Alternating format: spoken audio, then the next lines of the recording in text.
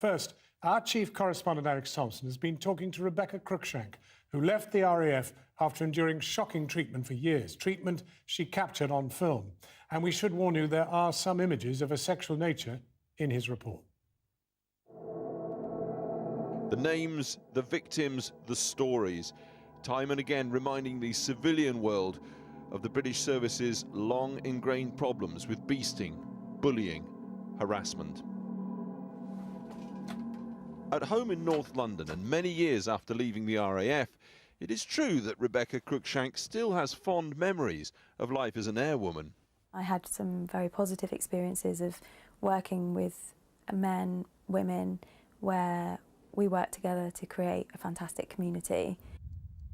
But there was the dark side, and that began the second she landed at the remote Mount Alice base in the Falklands.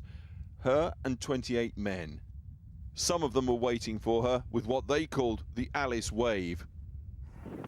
I was greeted by the Alice Wave, which was all the lads lined up on the helipad, mooning me in.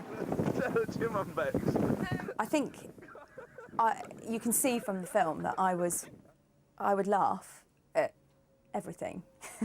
That was my kind of coping mechanism. And then came the first night initiation. I was in the crew room, I was fully clothed, and they invited me in to kind of lather them with a fairy liquid type substance while they danced around me with wearing nothing but rubber gloves.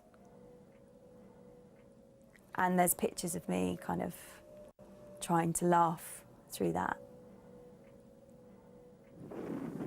Rebecca Cruikshank asked us not to show the faces of the men who'd mistreated her.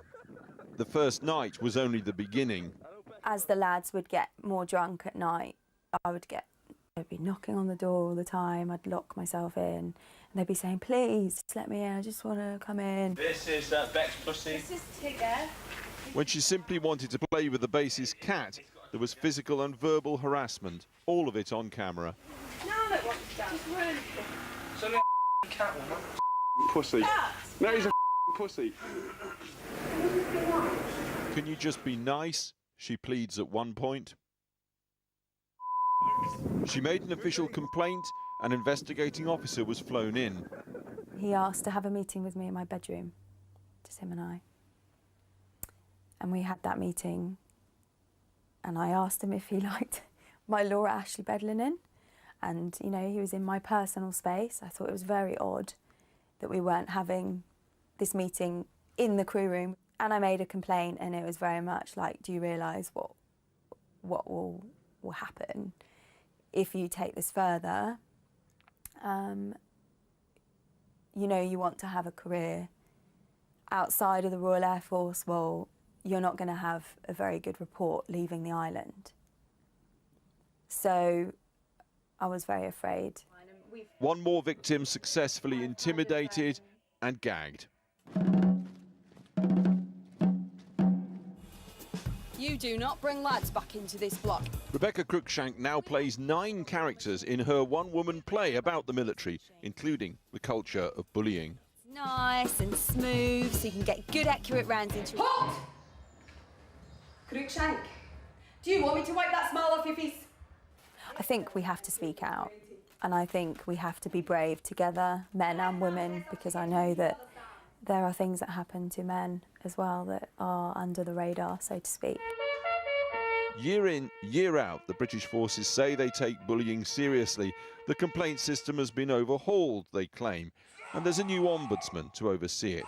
Yet the cases keep on coming.